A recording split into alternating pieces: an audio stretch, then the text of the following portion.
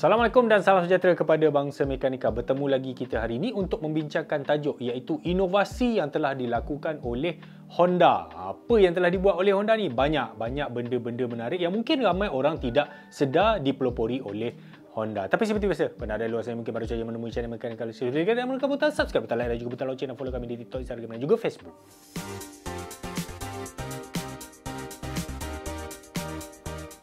Saya memang kagum dengan bangsa Jepun, bukan sebagai bangsa itu sendiri sahaja tetapi dari segi geografi. Bayangkan, di kepulauan negara yang terletaknya lingkaran gunung berapi dan juga gempa bumi dekat Jepun ni tuan-tuan berlaku hampir setiap minggu sama ada kecil ataupun besar lah. Okey, itu dari segi bencana alam. Kalau kita tengok kekalahan Jepun dalam Perang Dunia Kedua pada 1942 selepas bom atom dekat Hiroshima, dekat Nagasaki, negara ini memang hancur sehancur-hancurnya. Dia tidak boleh bangkit kalau kita tengok pada mata kasar. Tapi bayangkan dengan keazaman, dengan disiplin, kurang daripada 50 tahun selepas dibom, Jepun ini bangkit. Dia bukan bangkit saja, dia bangkit jadi yang pertama, nombor satu, nombor wahid dari segi apa? Dari segi teknologi, kejuruteraan, automotif, elektronik, dan kita boleh nampak banyak inovasi yang telah dibuat oleh syarikat-syarikat daripada Jepun. Dan salah satunya ialah daripada syarikat Honda. Okey, kalau kita nak tengok dari sudut sejarah, Honda Motor Company ni ditubuhkan pada tahun 1948. Diasaskan oleh Soichiro Honda. Ini kita memang tahulah, ada Honda-san dan juga Takeo Fujisawa. Pada mula-mula syarikat ini dibuat, dia cuma ada 34 orang pekerja saja. Ni memang biasa. Biasanya dekat Jepun, bila zaman era tu Jepun nak naik, banyak syarikat-syarikat baru yang timbul. Jadi startup company ni orang tengok, alah biasa je lah. Banyak syarikat-syarikat baru muncul. Namun, selepas 75 tahun dari usianya ditubuhkan, ini adalah syarikat yang sangat penting dan juga berinovasi dalam dunia. Jadi, hari ini kita nak tengok apakah inovasi-inovasi penting yang telah dilakukan oleh Honda Motor Company.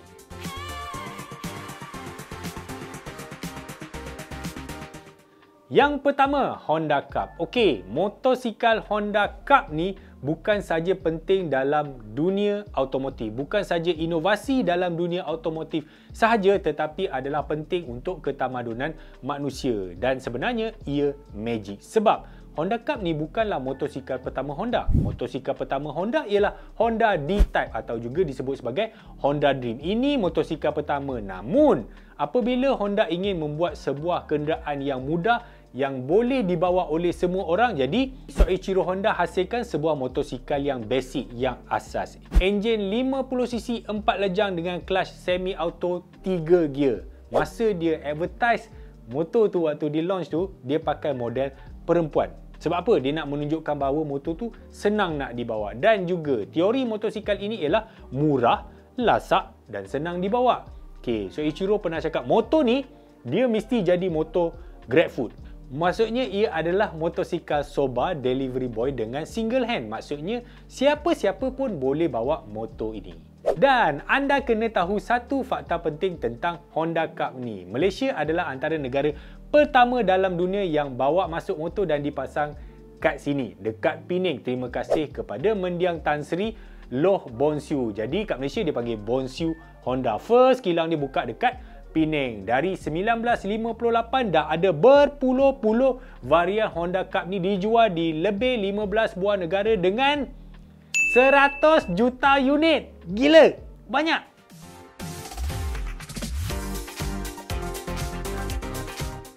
Yang kedua, Taman Tema Automotif. Ya, anda tidak salah dengar. Soichiro Honda waktu dia buka kilang dekat Suzuka, dia buat satu trek ujian. Pada tahun 1962 dia buka trek Suzuka, tapi trek ni besar dan juga boleh menjadi trek lumba. Dia dekat dengan kilang Honda. Okey, jadi dekat sini juga first race dia buat Japan National Road Racing Championship. Namun, pada masa itu partner Soichiro Honda ni iaitu Takeo Fujisawa, dia nampak peluang untuk mengembangkan trek ini kepada peminat, bukan motorsport. Macam mana tu? Oh, apa kata dekat track ni kita bangunkan lagi, kita buat banyak fasiliti. Kita jadikan dia taman tema. Betul, dia pasang roller coaster, Ferris wheel. Kemudian dia buat juga driving school, simulator dan juga track ini akan hidup walaupun tak ada perlumbaan. Maksudnya, kalau tak ada orang nak pakai untuk berlumba, ada fasilitis-fasilitis lain yang digunakan oleh pengunjung untuk peminat bukan motorsport. Wih, bijak juga idea ni. Apa kata kita buat ni dekat Sepang Track?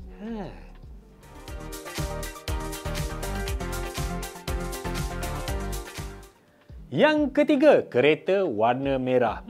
Apa yang pelik? Sekarang memang tak pelik, tapi zaman dulu di Jepun, ia adalah benda yang aneh. Sebabnya, Soichiro Honda ni seorang yang rebel. Dia suka menentang kebiasaan, suka buat inovasi, suka menentang arus, suka buat benda yang di luar kebiasaan. Biasanya kalau kita tengok orang-orang macam ni, dia akan berjaya. Tengok saja Elon Musk buat Cybertruck, buat kereta tak ada sway signal dengan gear entah apa-apa. Tapi dia berjaya. Jadi Soichiro Honda ni dulu dia pernah buat color merah pada Honda S360. Apa yang pelik pula merah ni?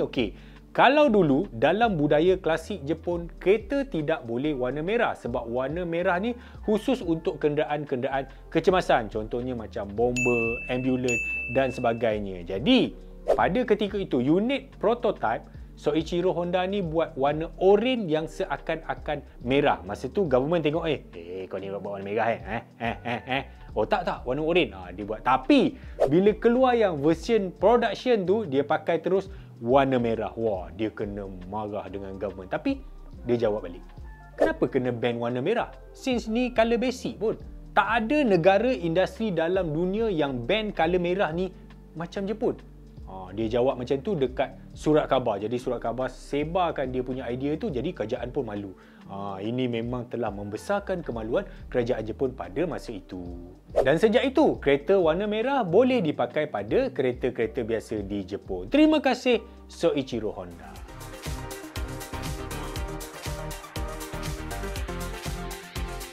Yang keempat, transmisi automatik. Pada era 1960-an, dekat US, hampir 80% kereta menggunakan transmission auto. Dalam masa yang sama, dekat Jepun, cuma 10% saja kenderaan menggunakan transmisi automatik. Tapi Honda ni dia sedar, tak lama lagi mesti orang akan pakai automatik. Jadi dia kena buat transmission tanpa clutch. Tak payah buat lah, kita ada supplier. Jadi dia tengok apa yang ada dekat board warna. Board warna ni dia orang punya supplier automatic transmission. Bila dia check, alamak, tak ada gearbox yang sesuai lah board warna. Kau ni, tak apalah, aku buat sendiri. Jadi Honda dia buat sendiri transmission automatic dia. Berbeza dengan gearbox yang dibuat oleh supplier dia, jadi Honda pakai hydrodynamic yang mana lagi simple berbanding dengan sistem hidrolik yang digunakan dalam gearbox auto biasa. Jadi bila dia dah develop, dia dah berjaya, dia umumkan. Dia namakan sebagai Honda-matic yang mana dia pasangkan first pada model Honda N360, kemudian dia pakai pada Civic dan kemudian kepada Accord. Inilah inovasi Honda-matic.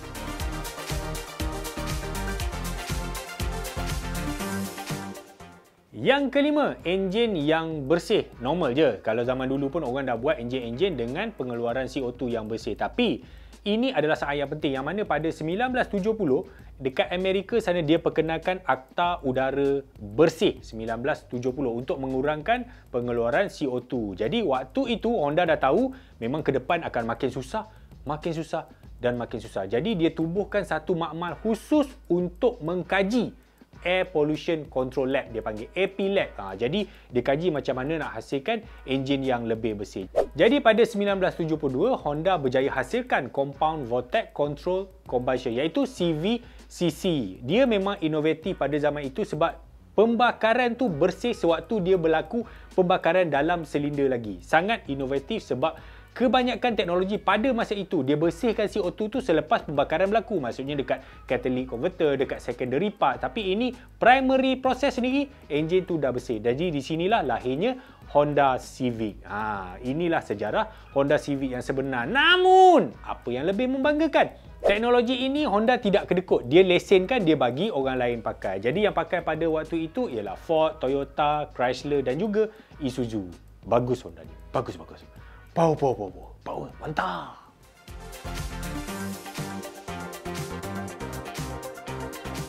Yang keenam, sistem navigasi. Alah, biasalah GPS dekat phone pun ada, Waze, Google Maps, semua dah pakai. Tak.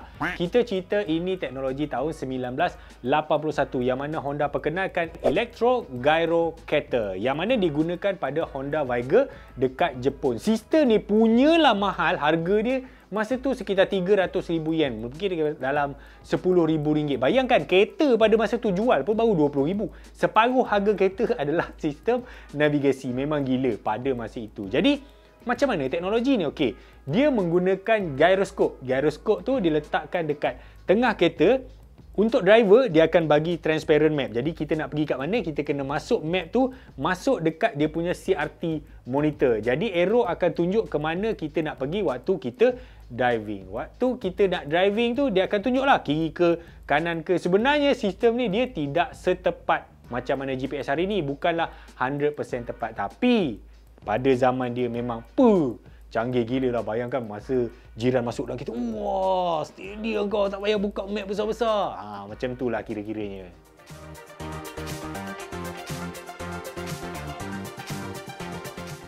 Yang ketujuh, 4-wheel steering. Okey, Honda ke yang buat dulu?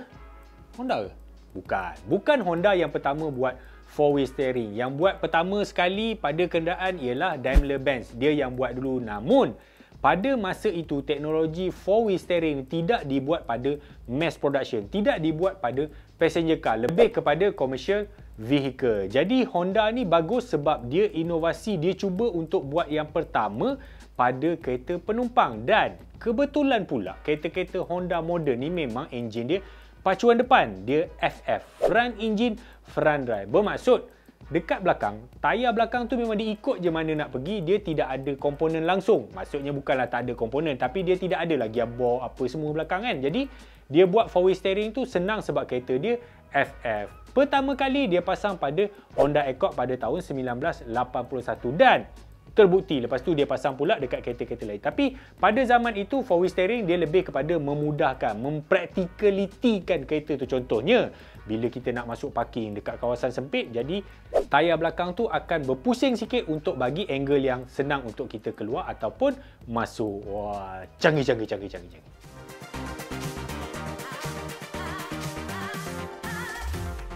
Yang ke-8, Magic Interior. Oi, macam mana tu? Macam tisu magic ke? Bukan. Okey, kalau kita tengok kereta-kereta Honda ni, bila kita masuk kat dalam, dia ada dua situasi. Sama ada kereta tu dalam dia memang besar, spacious, ataupun kita berasa dia besar sebab ilusi. Mungkin sebab cermin, dia punya design dashboard. Ini adalah tentang kereta-kereta Honda. Jadi, macam mana ini boleh dicapai? Sebab Honda daripada era 70-an lagi dia telah menggunakan layout FF.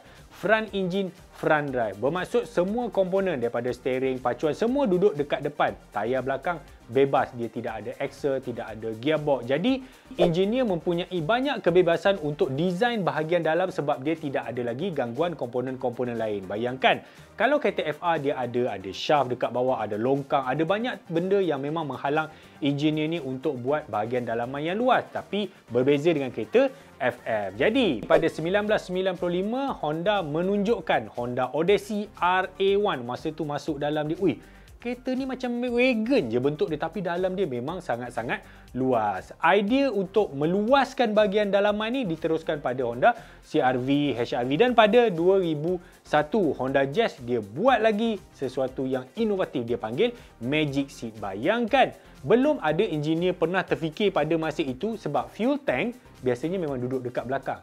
Yang ini Honda Jazz, Honda City, fuel tank tu letak dekat depan. Macam mana? Magic. Sebab itulah dia punya seat belakang tu boleh lipat pelbagai arah. Ke atas boleh, ke bawah boleh, daripada bawah ke tepi. Semua boleh lah.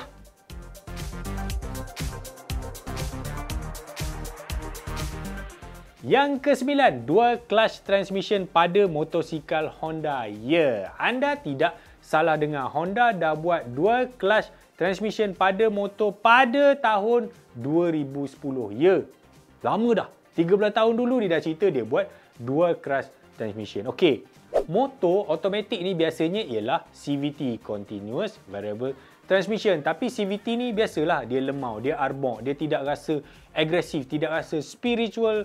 Jadi Honda ni nak bagi orang enjoy bawa motor, dia rekakan DCT, Dual Clutch transmission ni. Jadi DCT ni adalah gearbox manual yang diautokan atau auto yang boleh dimanualkan. Dia dah pasang pada banyak model. First, dia pasang pada VFR 1200 pada 2010. Sekarang dia dah pasang pada NC700, pada NC750. Dia pernah pasangkan pada NM4 Valtus, pada Africa Twin. Dia ada sekarang dekat XADV 750 dan juga Honda Goldwing. Ini adalah transmission DCT paling berjaya dalam dunia untuk motosikal.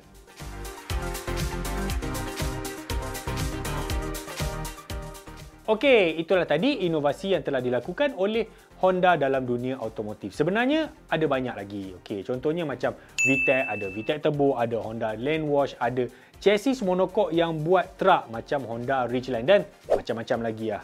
Dan sebenarnya inovasi-inovasi ini anda tidak perlu menjadi yang pertama pun, tapi menjadi yang terbaik itu penting. Jadi inilah yang telah dilakukan oleh Honda. Terima kasih Honda kepada dunia. Dan itulah saja video kita pada hari ini. Kepada anda luar saya mungkin baru saja menemui channel Mekanik Collection. Kerana kata subscribe, dan like dan juga butang lonceng dan follow kami di TikTok, Instagram dan juga Facebook. Terima kasih dan Assalamualaikum.